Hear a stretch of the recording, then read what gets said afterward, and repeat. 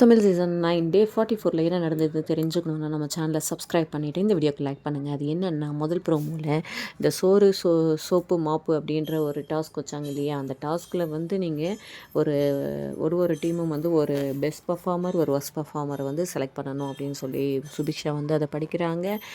அடுத்ததாக பார்த்தீங்கன்னா mop மாயாவேஸ்லேருந்து star பர்ஃபார்மராக பிரஜனையும் worst பர்ஃபார்மரையாக நம்ம விக்ரமையும் வந்து போடுறாங்க. அதுக்கடுத்து பார்த்தீங்கன்னா அமித்தை வந்து பெஸ்ட் பர்ஃபார்மராக ஃப்ளஷ் ஃபைட்டர்ஸும் ஒஸ்ட்டாக வந்து ரம்யாவை போடுறாங்க. ரம்யாவும் விக்ரமும் பெஸ்ட் பர்ஃபார்மராக கனியை வந்து செலக்ட் பண்ணுறாங்க. அதுக்கடுத்ததாக பார்த்தீங்கன்னா அமித்தை வந்து சாண்ட்ரா அண்டு விக்ரம் வந்து பெஸ்ட் பர்ஃபார்மராக சொல்கிறாங்க, ஸ்டார் பர்ஃபார்மராக. அதுக்கடுத்து பார்த்திங்கன்னா ரம்யா அண்ட் சாண்ட்ரா தான் வந்து பிரஜனை வந்து சொல்கிறாங்கன்னு சொன்னோம் இல்லையா. அதுக்கடுத்து பார்த்திங்கன்னா ரம்யா என்ன சொல்கிறாங்கன்னா ஒஸ்ட் பர்ஃபார்மராக வந்து நம்ம விக்ரமை சொல்கிறாங்க. அவர் பெருசாக வேலை செஞ்ச மாதிரியும் தெரியலை, என்டர்டெயின்மெண்ட்டும் வந்து பண்ணலை அப்படின்னு சொல்லி ஒரு குற்றச்சாட்டை வைக்கிறாங்க.